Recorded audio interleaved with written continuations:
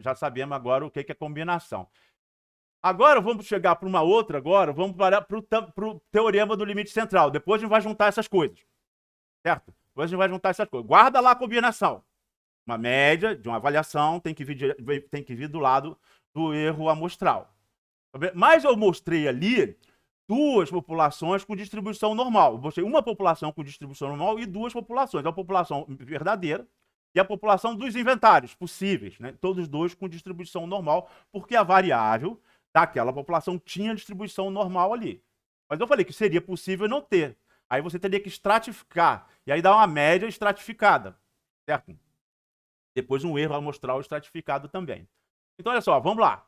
Olha o teorema do meio central. Guarda aquela combinação no bolso e agora vamos lá na cabeça. E agora vamos lá no teorema do limite central. Olha só que maneiro. Quando o tamanho amostral é suficientemente grande, quando o tamanho amostral, o tamanho da amostra é suficientemente grande, a distribuição da média é uma distribuição aproximadamente normal. Olha só. Quando o tamanho amostral é suficientemente grande, a distribuição da média assume a característica de uma distribuição aproximadamente normal.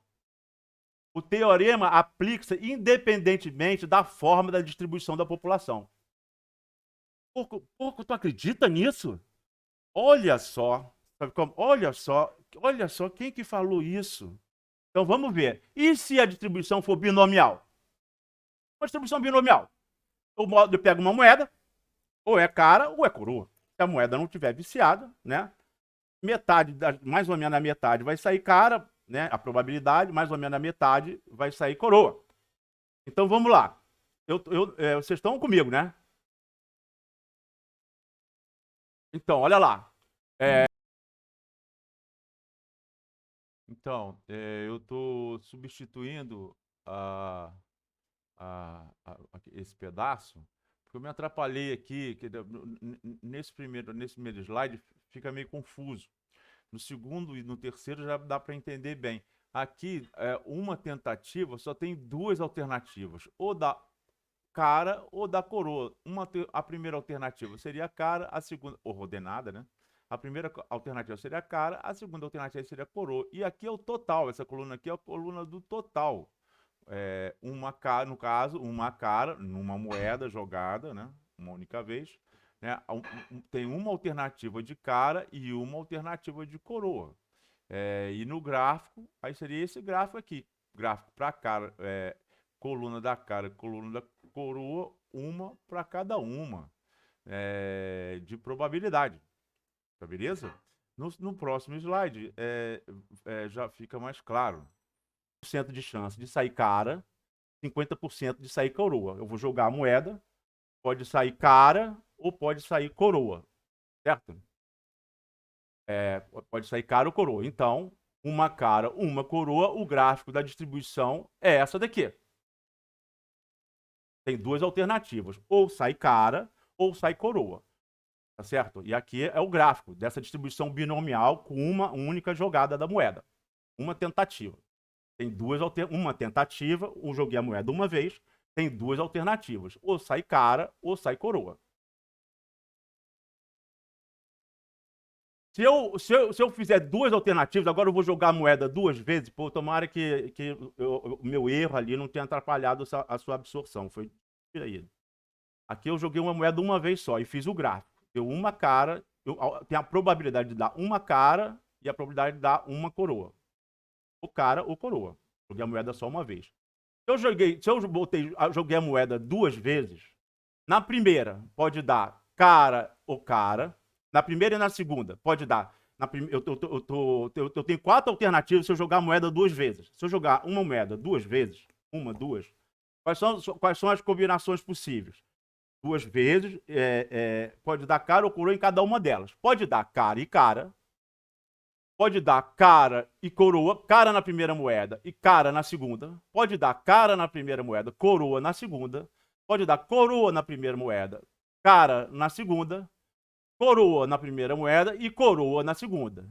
Nisso eu vou ter, assim, no total de combinações possíveis, eu vou poder ter duas caras, quatro caras, né? Cara e coroa e cara. Uma de duas caras, uma com duas coroas, uma com duas caras, uma com duas coroas e duas com cara e coroa. Certo? Essa aqui é uma só que foi cara e cara, uma alternativa, né? Então, foi uma com duas caras, uma com duas coroas e duas com cara e coroa cara. E se eu fizer o gráfico, aí eu vou ter lá duas caras, tem uma alternativa, uma chance só. Duas coroas, uma chance também só. Um cara e coroa juntando aqui, cara e cara. Mas cara e coroa, duas alternativas. Olha o gráfico. Eu joguei a moeda, que tem a distribuição normal, duas vezes. Duas vezes. Agora, três vezes. Vou jogar a moeda três vezes, ou vou jogar três moedas. Pode dar cara e cara, na primeira moeda. Cara e coroa na segunda alternativa.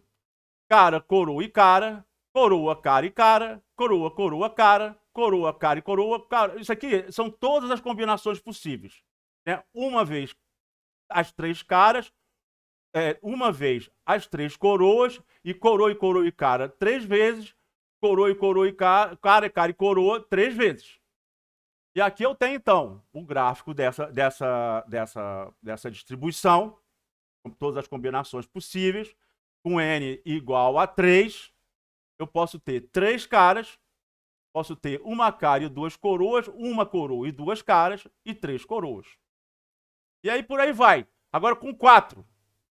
Eu posso ter 4 caras, cara, dá 4 caras. Né? Mas também posso ter cara, coroa, coroa, cara. Aqui são essas 4 aqui, são as que dão, ao todo dá 3 caras e uma coroa. Aqui dá 4 caras. Né? Aqui dá 3 coroas e uma cara.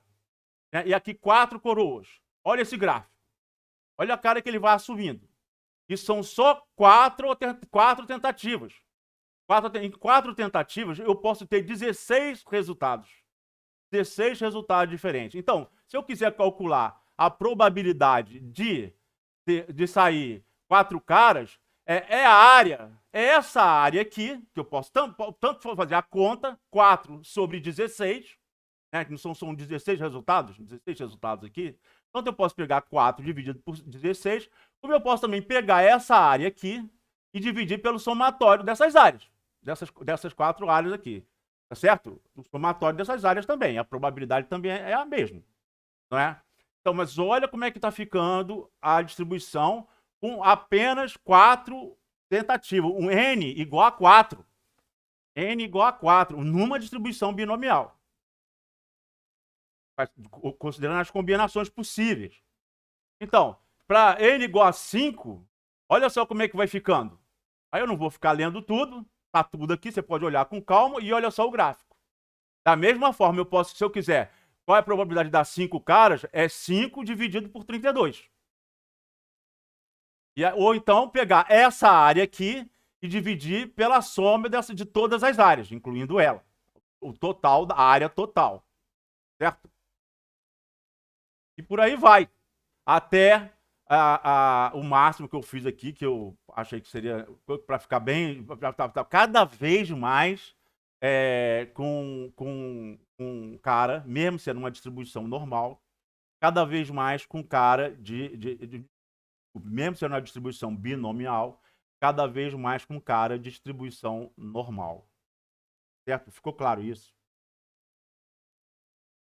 Esse tipo de coisa que eu fiz aqui, o que são as tentativas? Aqui são todas as tentativas, não é?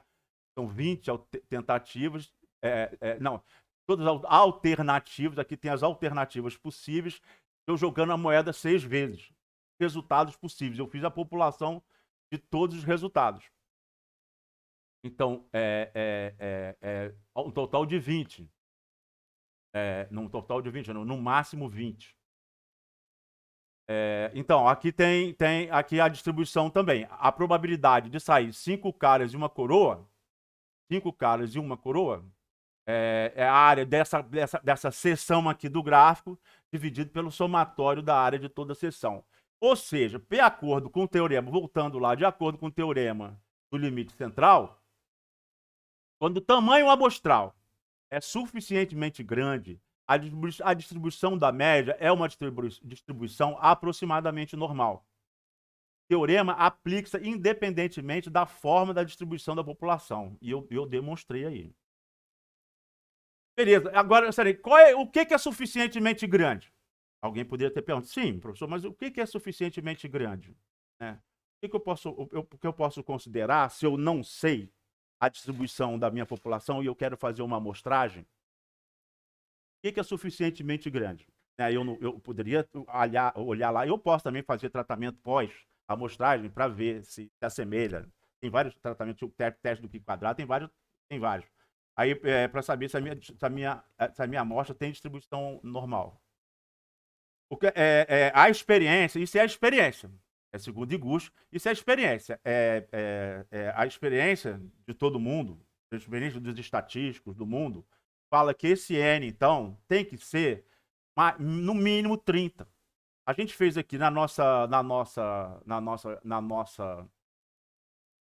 demonstração aqui, a gente fez uma demonstração de 6. A gente fez uma demonstração de 6 numa população claramente não distribuição não normal e deu um gráfico bem parecido com a distribuição normal, não é? E aí o teorema do limite central aplicado à experiência geral de modelagem, de simulação e tudo, fala então que 30 seria. Por isso que quando você faz, eu já vi de gente que teve que voltar para o campo para coletar mais dados depois da tese feita. Quando passou para a banca, uma das pessoas da banca era de uma estatística, ela olhou lá, não, menos de 30 eu nem converso. Aí teve que... maior coisa. Então, menos que 30, nem pensar. Agora eu vou te falar. Pô, professor, se você mostrou lá aqueles 2 gráficos lá, tinha 2 extratos. É verdade, tinham 2 extratos, todos os 2 extratos tinham uma distribuição normal. Todos os 2 extratos tinham uma distribuição normal. E eu deveria estratificar. Mas eu considerando o teorema do limite central, eu não posso juntar tudo e medir mais de 30, que aí vai passar a ter uma distribuição aparentemente, provavelmente normal? Vai sim. Vai sim. O negócio que uma coisa é a distribuição. Outra coisa é o seu erro amostral. Então, é outra coisa, é totalmente diferente. Uma coisa é a distribuição, para você poder aplicar inferência estatística, calcular o intervalo de confiança da média. Outra coisa é o erro, é o intervalo de confiança da média que você calculou. Então, são coisas diferentes, certo? A distribuição e o erro amostral. Então, vamos lá. Se ninguém tiver dúvida, vou tocar.